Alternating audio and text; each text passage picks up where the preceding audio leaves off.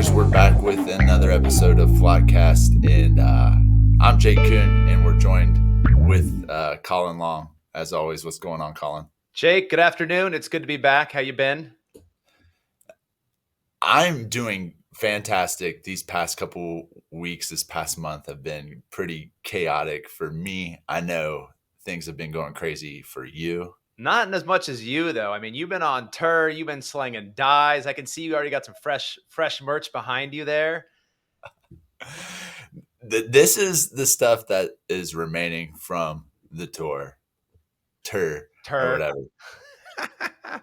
But yeah, you just moved spots though, didn't you? Yeah. We're the Great South Florida experiment has come to a conclusion, and I'm moving back to civilization. So we're in Richmond right now, which is great because there's already like shows on the calendar where it's been like this summer, I think it was where the FOMO hit hardest because I think this is the longest show gap I've had. It's funny how Pigeons had their longest show gap since COVID this year, and my biggest show gap since COVID because I haven't.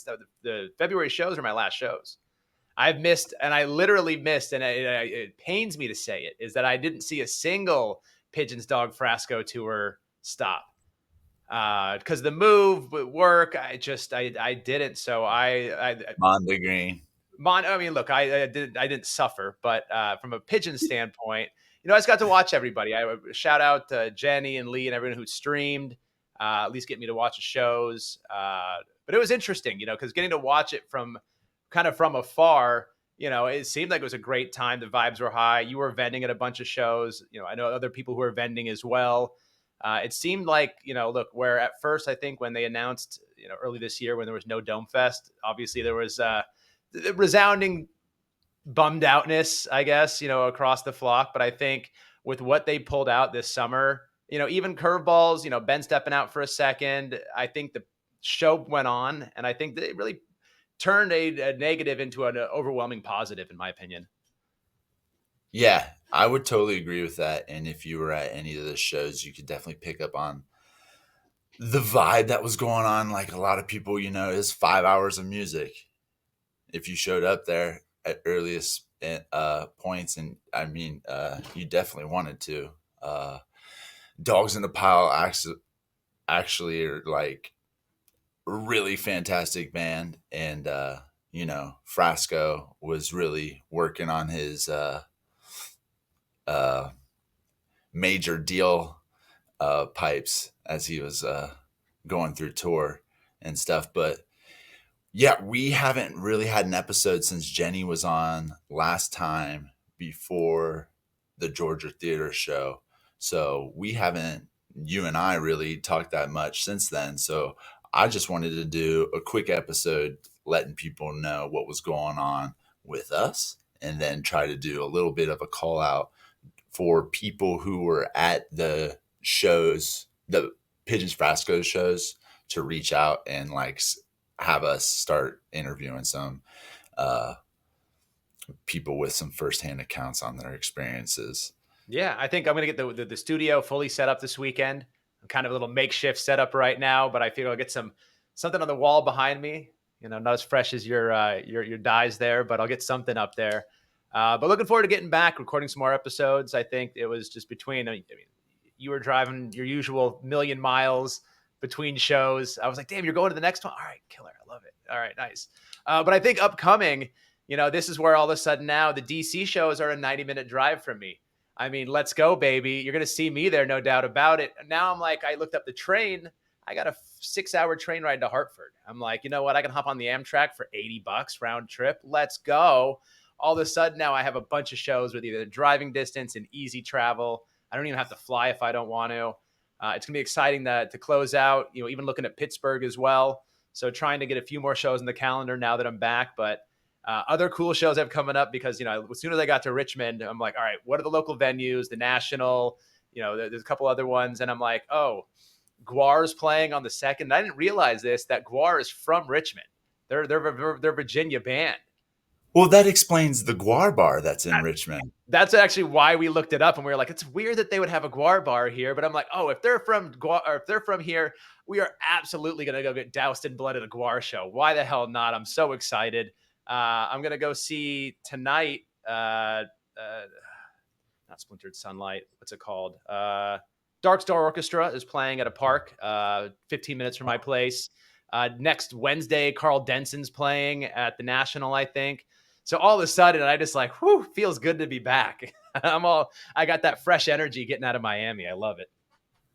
Yeah, that's kind of crazy that like Miami wasn't as hopping in the jam band scene, and then as soon as you come into Richmond, you've got a plenty.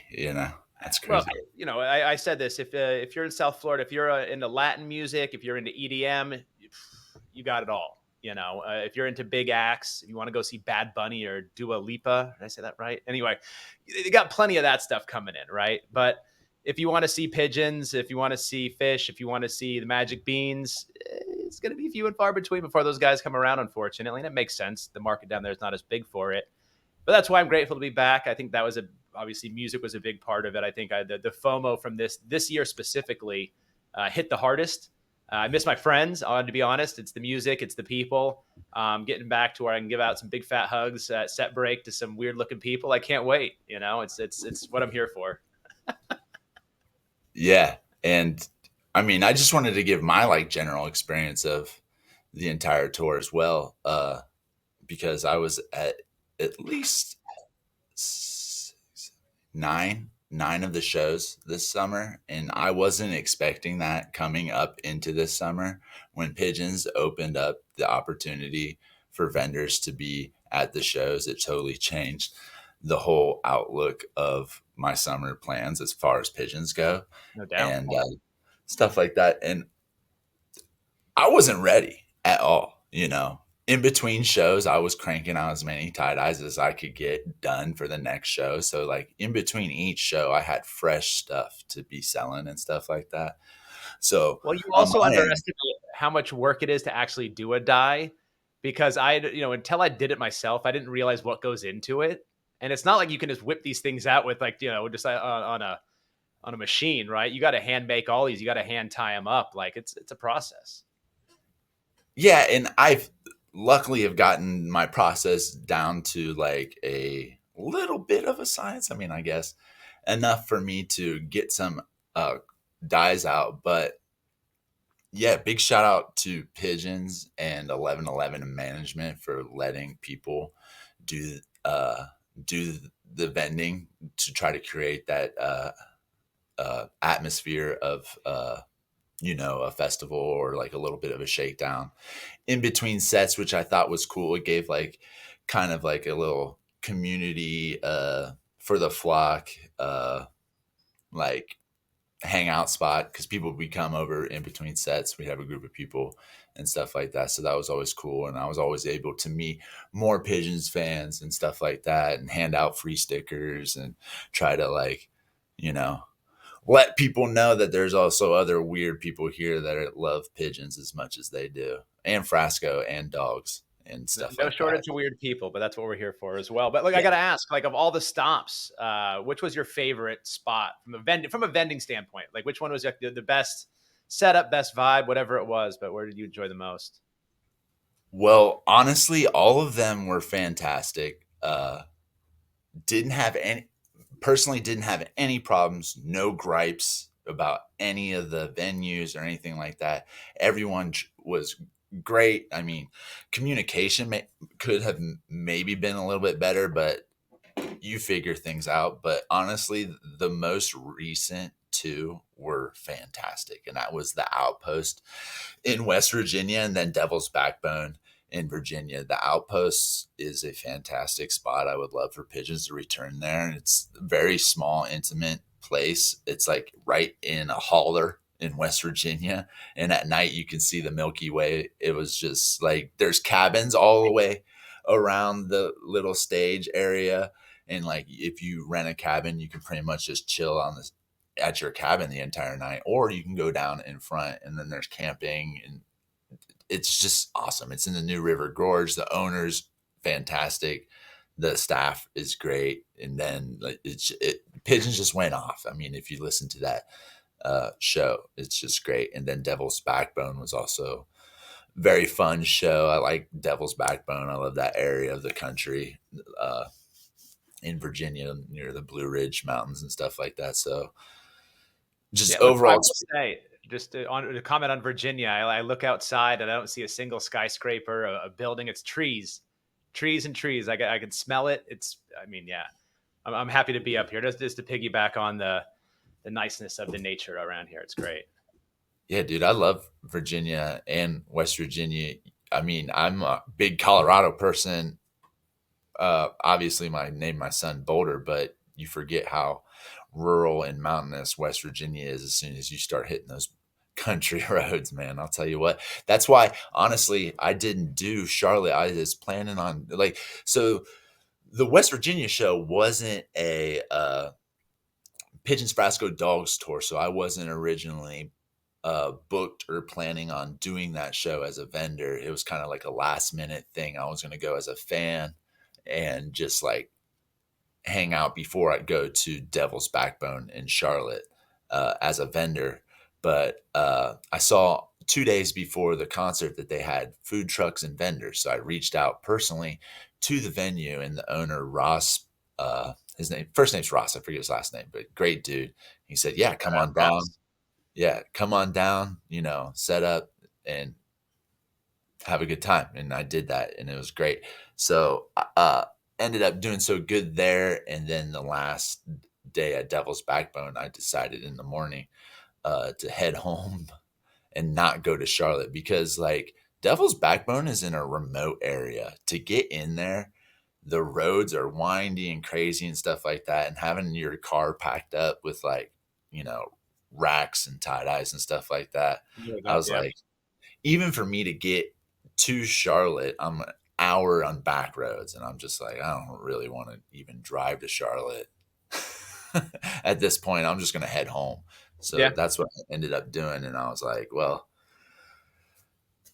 132 shows, I guess that would have been Charlotte for me, but right now I'm sitting at 131, so I figured I don't need to necessarily You'll get live. this 3-day run in. And Pigeons had played Sail On this as an opener, and I absolutely that was in Portland, and that was just fantastic for me personally playing my song. Ben came out in a tie dye at that outpost. I didn't. Wasn't Jeremy wearing one at one point? I think almost everybody is in your dyes at one point. Well, the only two were Ben and Jeremy. And Jeremy came after the outpost, which made the outpost another great experience as I was cleaning up and packing up my car. He was just like perusing and just talking to me and stuff like that. And he pulls out this reverse dye, which is like the most neutral type of dyes, like definitely isn't colorful, right? It's like a black shirt that has like deep red and deep yellow in it. He holds it up. He's like, "You think I could pull this off?" And I'm like, Yeah. Earth like tones.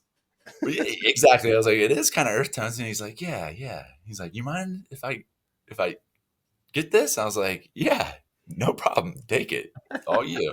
I was like, "As long as you put me on the guest list for Charlotte, you can take that." There you go. And he was like, Get "All get right, the spaces dialed in. yeah." But I ended up not going to Charlotte, so I shout out Tyler Kidd, transferred that uh, guest list spot to Tyler because he was helping Nice. me. Homie with the Yeah, hookup. Love it. dude, Tyler, big help. Everyone came and helped, especially after the Devil's Backbone. People were helping me carry my entire stuff out to the car, and I'm like, "Jake, you need help?" I'm like, "Hell yeah, dude, let's go." Tents on the back. Jack was carrying stuff. Paige was carrying stuff. Emily was carrying stuff. Beeves was The crew carrying stuff. assembles. I love it. Yeah, dude, it was great. It was fantastic. So that's what made that another good show. It was just like a community thing because everyone, most of the people went and camped in the campgrounds right next door. And Jack saved me with a quesadilla that night. So Nice. big spouse. Yeah. Life-saving quesadilla. Yes. Fantastic. Well, it sounds like you had a good summer out there on the road. It seems like everything went pretty good. I love that. Yeah, I can't complain about anything. We got street parking in New York City the entire night. Didn't have to pay for any type of parking. Now Me and that Keith, that might be the come up of the summer right there. dude, I told Jeremy that, and Big money. He's like, "That's unheard of." I was like, "Yeah, dude, it was unheard of." because we just did a couple circles around the block and we found this spot and we were like, can we park there? And I was like, screw it, let's do it. And it was like pretty much right out in front of Pier 17. So it worked out fantastically. Amazing. I did that before, and turned out you couldn't park there. And we go back, the car was gone. We're like, all right, yeah, New York 1, Colin 0. yep. Dealing with the Port Authority at 2 in the morning is always fun, but it's a different story for a different day. I will say though, with the summer, with the tour they were on with the dogs in Frasco, and then was it North Carolina when they played the first two-set show in a while. And there was something about, the few times I got into a two-set show this summer, it just hit different. Even though Oh I yeah. wasn't there, I'm just like, one set's great. It's a whole thing they're doing. I love it. But, I'm looking forward to the shows they have coming up are just going to be all pigeons all night, besides a little opener and maybe a sit-in or two. It's just 2 sets to go, and I'm excited for that. Yeah, that's another reason why I wanted to go to West Virginia, because it was going to be a two-set show. But I think the Poorhouse shows were two-set shows, and then that Outpost show. So there weren't too many two-set shows this summer. They were Yeah, mostly they one-set rock shows. those. They rock those sets. I think the guys were playing super tight. Uh, yeah, a lot of good listening I've had here just from home, but looking forward to getting back out on the road. you know, the DC shows I'm pretty excited about. Hartford, like I said, maybe some Pittsburgh in there. So the year ain't done yet. I'm coming back. No, yeah, let's go ahead and go over the tour real quick. So last night, we're recording on Friday. Actually, it's September 13th. But last night, the guys played at Bender Jamboree. I don't know if it's Yeehaw! Bender Jamboree, and somebody in the flock confirmed it is a Bender vibe.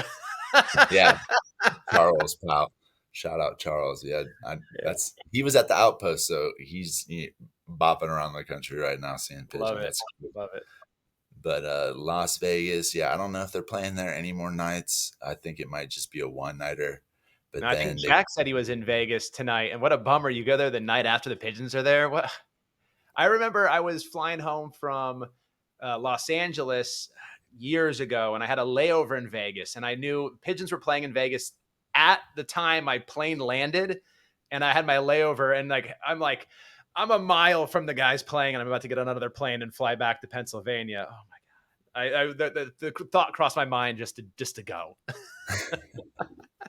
pop Skip it. my next flight. I'll walk home from Vegas. I'll do it. Screw it. Yeah, but then they head back east the end of September and do Ocean's Calling in Ocean City, Maryland. And then they're off right now for most of October.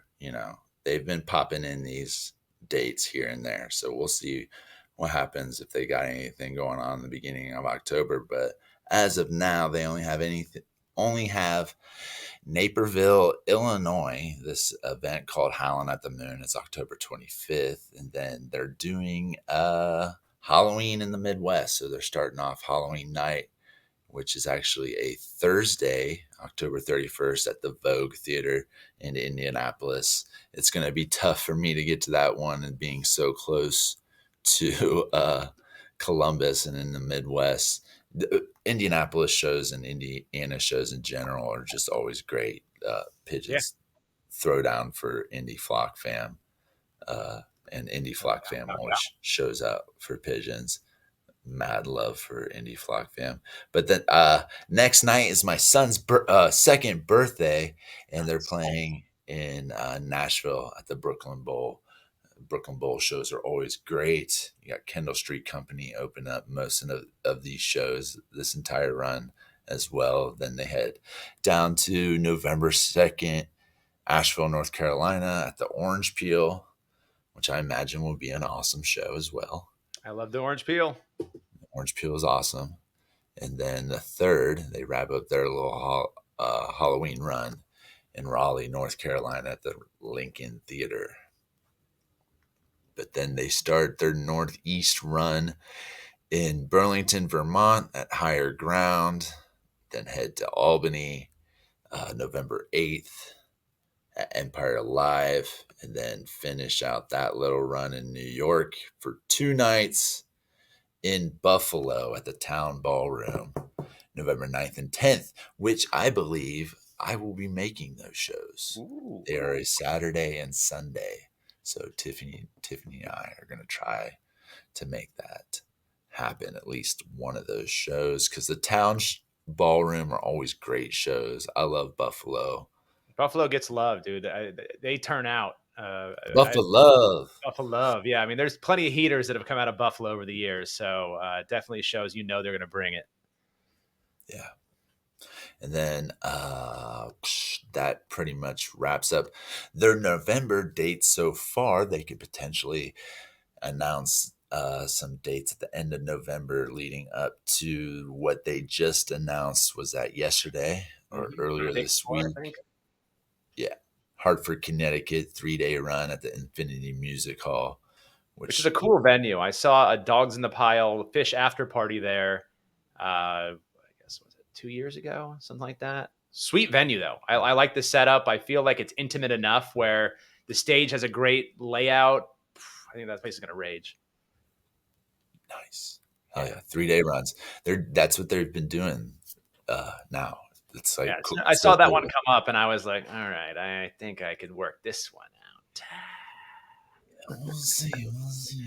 I But mean, the look, the next fact that I can get a train straight there, I got an Amtrak here, and I'm like, you know what? Beats flying, beats driving. Hell, I'd rather do that.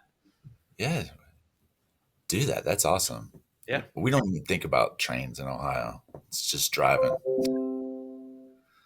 But we good? Was that my phone? Nope. Oh, you can hear that? Yeah. Okay. Carry on. No. Moving on. But the next uh 3-day run is going to be in DC. We got December 12th, 13th, and 14th, Hell starting yeah. off the Atlantis. Oh, I didn't realize that is just an evening with pigeons playing ping pong. Uh-huh. Uh, Well, that's because It's, that place only holds like 250 people or something like that. Small as hell. Lee was like, make sure you don't. And it's what actually I love is that when you to get the night one ticket, you got to buy the 3-day pass. I used to love when they did the 2 nights and they did like the Fillmore and the what was upstairs from there Foundry. Then like boom, you have these 2-night runs where you got to get one ticket to get the other. I like that. I didn't mind those. But you get that intimate yeah. show and you get the bigger show. So that's cool. Dang, dang, dang. So that December 12th will be a Friday. That's going to be hard for me to get to. And that's the show to be at. But Looks all I like. know is I'm not going to say it on here because I don't want to send people to this area. But when it comes to the 9:30 club, Jack knows what I'm talking about. There's a spot I'm going to, and I'm going to get there early, and I'm going to be on that spot because one thing I've learned about the 9:30 club is if you don't show up at a good amount of time, that place gets crowded as all heck, and it gets crowded. So it gets tough sometimes. And last time we were there, I was pushed against the wall. Some guys were getting rowdy with me. I was getting a little hyped up, and I just don't want that energy. So I'm like, all right, I know where I can find some room there. You're gonna find me there. I know where you be. I know where you Yeah, if you know, you know. That's why I'm like trying not to spread too much of the word. Sorry, be. Yeah. fam. But then they just announced Pittsburgh New Year's, Mr. Smalls Theater, and then Stage AE for the New Year's Eve balloon drop. But that Mr. Smalls Theater, that's going to be so cool. That's the first show that I ever went and traveled to see pigeons in like 2017 or 2018 was a Mr. Small show in Nice. Pittsburgh. Yeah. So that was like one of the first shows. Very fond memories. And then the last thing they have on their tour is for next year, Jam Cruise 21. Oh yeah. But that's it, Colin. That's all I really wanted to go over, do a short one, give a little update. Lee was bothering me. Just kidding. Eh. Lee was saying that the flock misses flockcast. I just want to do a quick little update, a little brush up of what I was experiencing on tour. Didn't want to like take over other people's experiences when we do some shows. So we got Georgia Theater, the Caverns, Avondale Brewing Company, the Poorhouse, all those shows.